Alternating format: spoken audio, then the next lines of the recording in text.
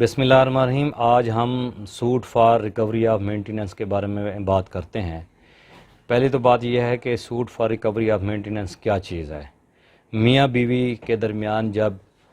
رشتہ ازواجی قائم ہو جاتا ہے تو اس کے بعد میاں کا فرض ہے کہ وہ اپنی بیوی اور بچوں کو مہینے کے حساب سے جو خرچہ نفقہ ان کی ضروریات کے مطابق دیا جاتا ہے وہ اس کو پرووائڈ کرنا بہت ضروری ہے۔ اگر میاں اپنی بیوی کو یا اپنے بچوں کو خرچہ مہیا نہیں کرتا، ان کی لائف کی جو ضروریات ہیں اس کو پورا نہیں کرتا، تو بیوی کو یہ حق حاصل ہے کہ فیملی کورٹ میں جا کے suit for recovery of maintenance allowance دائر کر سکتی ہے۔ اس ریکوری آف الاؤنس میں خرچہ جو ہے وہ کورٹ سے عورت اپنا طلب کر سکتی ہے۔ اس کے لیے ضروری ہے کہ جب سوٹ فائل ہو جاتا ہے تو اس سوٹ فائل ہونے کے بعد کورٹ کو بھی یہ ایک پاور حاصل ہو جاتی ہے کہ اگر اس میں بچوں کا خرچہ دینے کے لیے بچوں کے خرچے کے لیے اگر دعویٰ دائر کیا گیا ہے تو اس میں جو فیملی کورٹ ہے اس کو section 17A west Pakistan family court act 1964 کے تحت یہ اختیار حاصل ہو جاتا ہے کہ ریٹن سٹیٹمنٹ ڈیفینڈنٹ کی طرف سے جب سبمٹ ہو جاتی ہے تو اس کے بعد فوری طور پہ فیملی کورٹ مینٹیننس الاؤنس ایک عارضی طور پہ مقرر کرتی ہے، جس کو پے کرنا مدعا علیہ شوہر کا فرض ہوتا ہے کہ وہ پر منتھ کے حساب سے ہر ماہ کی 14 تاریخ تک یا 14 تاریخ سے پہلے وہ ادا کرے گا۔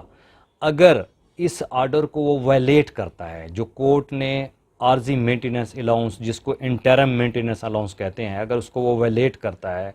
وہ 14 تاریخ تک ادا نہیں کرتا یا وہ بالکل ہی ادا نہیں کرتا،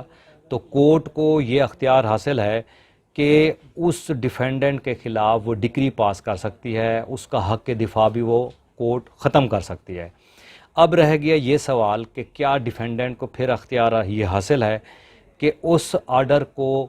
وہ کسی اپیلیٹ کورٹ میں کسی بھی فورم میں چیلنج کر سکتا ہے۔ سیکشن 14 سب سیکشن 3 کے تحت کسی قسم کے انٹرم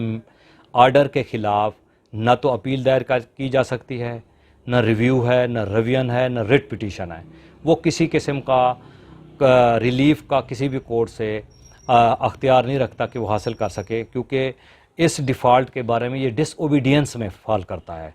کہ اگر کورٹ نے ایک مینٹیننس الاؤنس مقرر کر دیا ہے اور اس کو ڈیفالٹ کر رہے ہیں، وہ پیمنٹ کورٹ میں جمع نہیں ہو رہی، تو اس ڈس اوبیڈینس کے زمرے میں اس کو کسی قسم کا ریلیف نہیں مل سکتا تا وقت کہ وہ ایویڈنس میں آئے، اپنے کیس کو پروو کرے، تو تب اینڈ میں جا کے کورٹ کوئی بھی آرڈر پاس کر سکتی ہے۔ اسی طرح اگر بچوں کا خرچہ مینٹیننس الاؤنس اس کے اندر نہ لکھا گیا ہو، عورت اپنا ہی خرچہ کلیم کر رہی ہے اور ساتھ کوئی اور سوٹ فائل کیا ہوا ہے، ریکوری آف مینٹیننس الاؤنس کے سوٹ کے علاوہ کوئی اور سوٹ بھی ساتھ اس نے اٹیچ کیا ہوا ہے، تو پھر یہ کورٹ کی ایک ڈسکریشن پاورز آ جاتی ہیں کہ وہ مینٹیننس الاؤنس کسی طور پر بھی مقرر کر سکتا ہے۔ اب دوسری بات یہ ہے کہ اگر شوہر عورت کو طلاق دے دیتا ہے، کیا طلاق دینے کے بعد بھی عورت اپنا maintenance allowance recovery suit file کر سکتی ہے؟ وہ اس حد تک ہے کہ اگر طلاق جو ہے